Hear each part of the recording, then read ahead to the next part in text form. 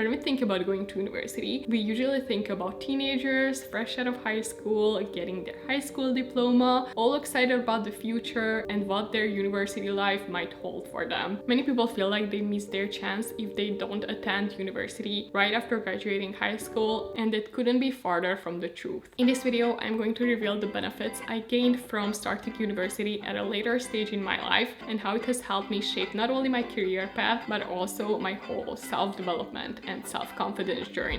Also, make sure to stick around until the end of this video because I will be sharing some fundamental tips and methods that you can use to evaluate which career path would suit you best. So make sure to stick around, and without any further ado, let's dive in. So first of all, I want to share a story with you. It is a story that has started in 2017, which was the year that I graduated high school. Meanwhile, all of my friends and high school mates and even the neighbor's dog, it seemed like, were preparing for going to university. I was preparing not to go. To be honest, I always had a very rocky relationship with our education system, just with the whole academic world in general. I was always one of those people who would swear to God that they would never go to university. I noticed that a lot of education systems today, especially here in Europe, I live in France now, but I'm originally from Hungary. I feel like here in Europe, especially, students are kind of expected to fit into a standardized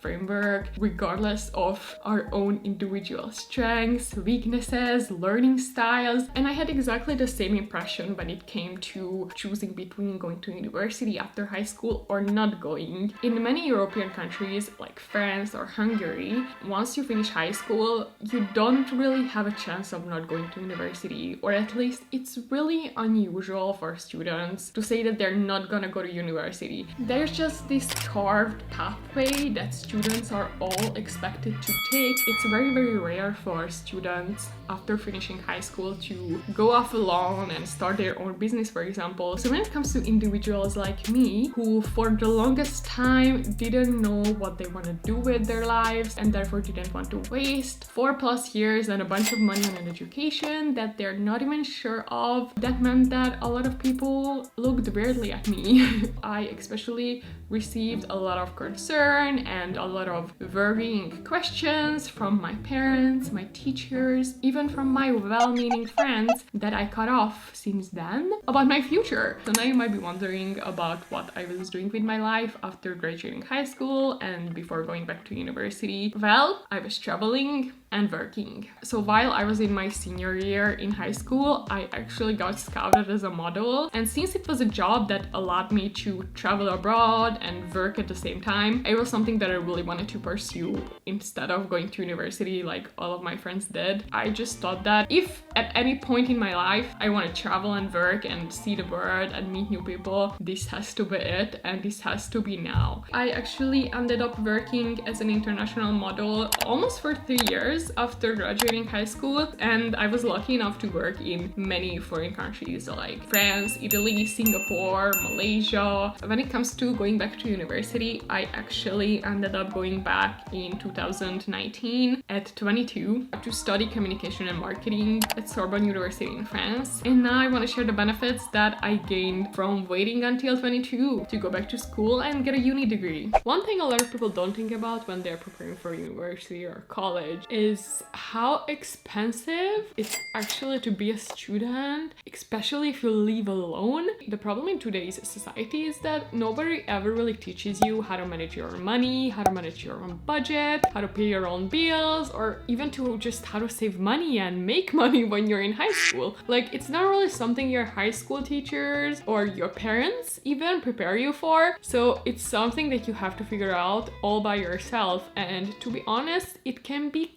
quite a stressful experience, especially if you never had to manage your own budget or if you never had to pay your own bills before. So one thing that I'm really thankful for is that before I went to university and before I lived alone for university, I already had the experience of living by myself and paying for my own stuff and managing my own budget. One thing that's actually really great about taking a gap year and dedicating that 1 or 2 years of working is that you're not only going to be able to save save some money, but you also familiarize yourself with the work environment and with responsibilities that come with living alone and paying for your own stuff and just by being an adult in general. I'm not saying that everybody has to go and live on their own when they're at college or university, but even if you still live with your parents, I think going and getting a job is still a really beneficial experience for you. For me, taking a gap year and working before going back to university allowed me to save some money, have a peace of mind because I didn't have to work at university because I had my own savings. I was able to go on vacation, go to concerts, and all of those things that I was able to do because I saved my own money from before. There are a lot of students these days who decide to work part-time while studying at university. I'm someone who did both. In my first 3 years at university, I didn't work at all, but now I'm doing a different degree at a business school here in Paris. And in the meantime, I'm also working a 9-to-5 job, which let me tell you is extremely stressful. And if you don't believe me, watch this video next. I even shed some tears. To be honest, university alone can be extremely stressful. You have to constantly produce results, constant exams, and it's really hard when you have to balance that out with a job because a job is also demanding a lot of things from you. So taking a gap year is great for saving up money for your university years, and in any case, it also looks great on your CV. The more work experience you get to have, the better. Second, the maturity factor. There are many scientific researches that had proven time and time again that our brain only becomes fully mature when we are in our mid-20s or even early 30s. So the idea that at 18 years old we are expected to know what we want to do for the rest of our life, pick a career, keep liking that career, and keep doing that career until we retire at 65 is just crazy to me. If we look at our brain as a computer program, because it is kind of a computer program in a way, and if the amount of experience that we lived is the data that gets put in our brain, in our computer program, we can confidently say that at 18 our brain just haven't had enough data yet to accurately predict the best life decisions for us. And I'm not saying that there aren't people who can find something that they really like to do at 18 or even at an early age and pick that as a career and keep liking it until they retire. I'm sure there are a lot of people like that as well, but unfortunately more often than not at 18 most of us can feel very confused and lost about who we are and what we want to do with our lives and what we're good at. So when I was still studying at Sorbonne, I noticed that there were a lot of students who actually dropped out of the program in their first or second year and went with someone else or took a gap year to do something like traveling. I think in France it's very normalized for people to change directions, to change university degrees. It's so common here in France, and it's no wonder. How can you choose what you want to do with the rest of your life at 18? So if you're in this category of people who are 18, 19 years old and you feel totally hopeless and unsure about which career to choose, I would say take your time. People have such an urgency and scarcity mindset in today's society. Everything needs to happen now. We cannot wait in line for more than 5 minutes, otherwise it's the Third World War. Trust me, nobody cares whether you got your diploma at 21 or 25. And honestly, the employers who care about those superficial things are not the people you want to work for. Third one, the confidence, self-esteem, and mental health factor. When I was at high school, I was always trying to be very nice to everybody. I was always trying to, befriend everybody, or at least just not make any trouble. To be honest, I was doing that because I was so scared of people picking at me or making fun of me, and of course it all comes from insecurity, lack of self-esteem, which is totally normal when you're 18, 19 years old. So when I got to university, I wasn't doing any of that. That people-pleasing behavior and all of that nice girl syndrome had to go out of the window. When I was at university, I was kind of like a loner. Same when I was at high school. When I was at high school, I was also a loner, but when I was at university, I was really a loner. At university, I had this mentality of, I'm not here to make friends, I'm here to get a degree so that I can work later. So I no longer felt like I had to prove something to somebody. I no longer felt like I had to fit in with the youngsters or that I had to be at every party, at every event. Like, seriously, I'm 26. Do you really think that I'm gonna be staying out past midnight? Like, no.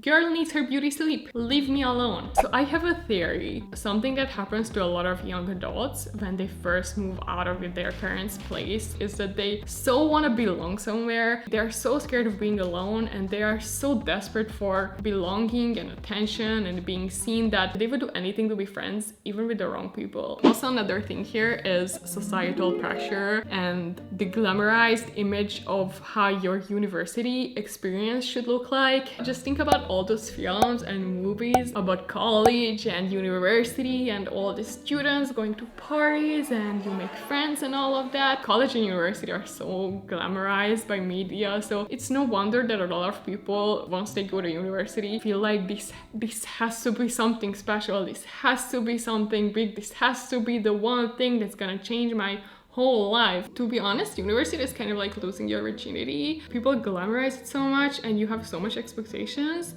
but in reality, it's really nothing special. So getting to know yourself and spending time alone before you go to university is very beneficial in my opinion. And I'm super happy that I got to know myself before I went out in the world, because it's very easy to be influenced by others if you don't know who you are. Fourth, career opportunities. Now, if you're someone who's been already working for a couple of years and you're thinking about maybe changing careers and going back to university to maybe get a master's degree or a specialized degree, but you're scared about what people will think because of your age, don't. When it comes to career, from my experience, the more diverse portfolio and the more diverse professional experiences you have, the more you're considered valuable on the job market. This is why I don't regret having worked as a model and a content creator before I went to university or before I went looking for 9-to-5 jobs, because my unique experiences and my unique talents and skill sets and competences make me a more valuable candidate. When you acquire specialized knowledge and gain new skills, which is what happens when you pursue another degree, it can not only make you more marketable to employers, increase your value in the job market,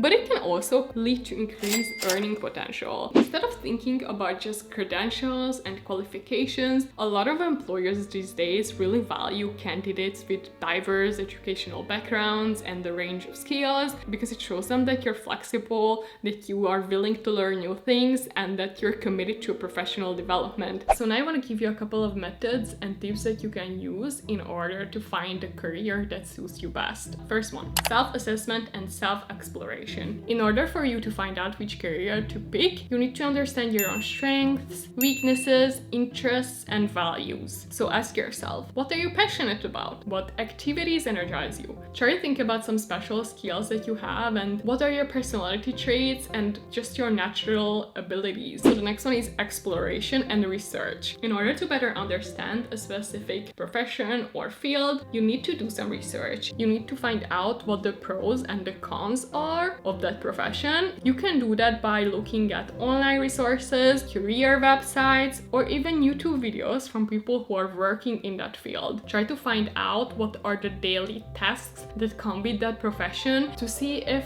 it would even be something that you're interested in. Seek advice and guidance. So if you know some people who are working in the field that you're also interested in, you can ask them questions. You can also find professionals working in your preferred field by going to college fairs or networking events. And if you're someone who is super antisocial, you can do this by going to LinkedIn or even Instagram and searching people who are working in that field. And the last one is gaining experience. So this is probably the best ways to see if a career is really meant for you. This is why I empathized so much in this video to work and to try out different careers. There is just no better way of testing if a career is meant for you or not than actually doing the career, waking up every day, being the person who is doing that job, going to work, seeing what the environment is like. So if you have the opportunity to at least do an internship or an apprenticeship or volunteer at a company where you could do that job, definitely try it.